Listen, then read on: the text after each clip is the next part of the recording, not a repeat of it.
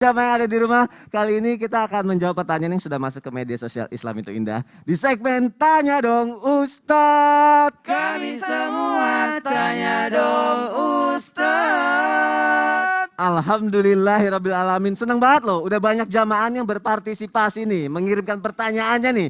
Aku bacain ya, ada pertanyaan yang pertama, ada di belakang aku nggak ya? Oh, loh, dari Nani Suwarni 6, dia cuma ngasih hati, love. Berapa coba hatinya itu? 1, 2, 3, 4, 5, 6. Gimana tuh? Dia cuma ngasih 6 hati. Berarti 4 buat kita masing-masing satu. Oh, masing-masing satu buat kru Oke. dan 1 buat jamaah yang nonton. Oh, kita bagi-bagi love-nya, Masya Allah. Semoga hidup kita penuh dengan cinta dan kebaikan, Masya Allah. Ada nggak ya pertanyaan yang beneran yang nanya? Oh ya dibagi tuh, udah baik. Semuanya sudah mendapatkan cinta. Kali ini ada nggak ya pertanyaan yang beneran? Oh ada nih, aku bacain jamaah yang ada di rumah ya. Tapi sebelumnya aku makasih yang tadi sudah mengirimkan love-nya. Sekarang aku bacain sekarang dari Endang Les 64 nih. Assalamualaikum Ustadz, saya seorang ibu, bahkan sudah dibilang seorang nenek. Dan di masa lalu, ini sebenarnya mungkin masa lalu atau masa dulu nih. Soalnya nulisnya masa dulu. Saya banyak melakukan kesalahan. Dan di masa tua saya berniat taubat. Akan tetapi di setiap menjalankan sholat, saya merasa tidak bisa khusyuk. Bagaimana caranya supaya bisa menjalankan sholat dengan khusyuk sebagaimana mestinya Ustadz? Terima kasih. Ustadz Syam, mohon jawabannya Ustadz. Trik khusyuk itu kalau dari guru-guru kita mengajarkan, dari ulama kita, bahwasanya pahami apa yang kita lakukan. Yang kita lakukan kita harus pahami. Yang kita baca dalam sholat kita harus pahami. Apa itu Bismillahirrahmanirrahim. Apa itu Allahu Akbar. Ya, Allahu Akbar. Allah Maha Besar. Allah lebih besar. Maksudnya apa? Saya memang melakukan kesalahan dahulu. Tapi pintu taubatnya Allah lebih besar daripada kesalahan saya. Allahu Akbar. Saya punya kerjaan lebih besar. Tapi Allah lebih besar daripada itu semua. Saya punya kesibukan. Allah lebih besar daripada itu semua. Jadi pahami setiap kata per kata dalam ibadah sholat kita. Dan ingat Bunda, khusyuk itu bukan hanya dalam sholat. Khusyuk itu kita berjalan dengan khusyuk, kita berbicara dengan khusyuk, puasa dengan khusyuk. Maka segala apa yang kita lakukan itu harus dengan khusyuk. Maksudnya ketika bertaubat pun kita dalam keadaan khusyuk kepada Allah Subhanahu wa taala.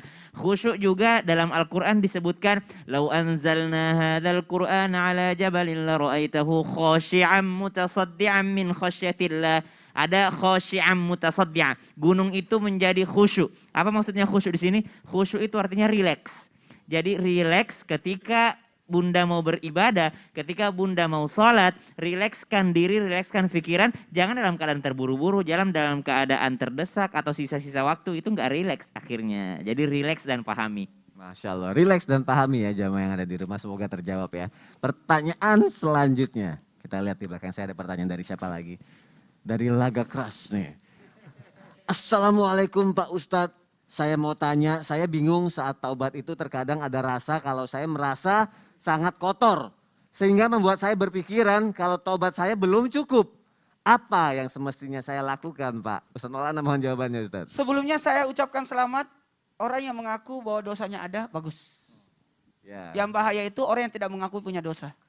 Dan setiap hari kita harus mengakui ada dosa. Nabi sendiri membaca istighfar, ada riwayat mengatakan 70, ada yang mengatakan 100 kali membaca istighfar tiap hari. Walaupun Nabi itu maksum, terpelihara tidak akan melakukan dosa. Tapi tetap bertobat. Nah, apalagi contoh, setiap hari ini kan kita cuci tangan walaupun tidak makan. Cuci tangan. Biasanya cuci tangan mau makan. Ini selalu cuci tangan. Rajin ya. Artinya gitu, bukan berarti kita ada dosa. Orang bertobat itu bukan mesti ada dosa. Bertobat karena meninggalkan kebaikan. Bertobat karena tidak berperan dalam kebaikan. Jadi yang dilakukan agar bisa diampuni oleh Allah, berbuat baik.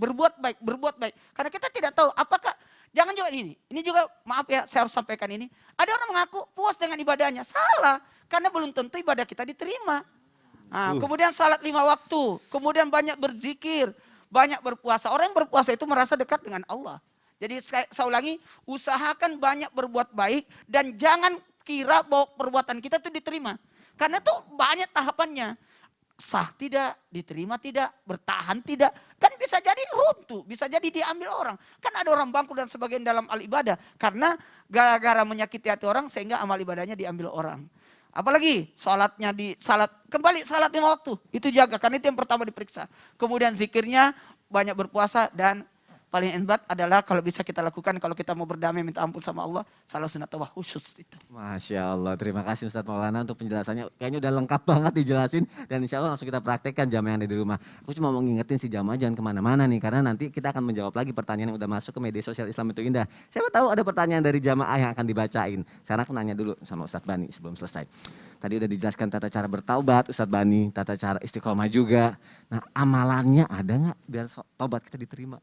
Yo, dong. Ada. Ada lah. Apa pasti dong itu. amalannya? Mau tahu banget apa mau tahu Mau aja? tahu banget pastinya. Jamaah juga sama ya. Pasti. Siapin catatannya. Oh, siapin catatannya Ya, dulu. karena kita akan bahas setelah yang satu ini lagi. Oke, setelah yang satu ini, siapin catatannya. Tetap di Islam itu Indah. Jamaah, oh jamaah. Alhamdulillah.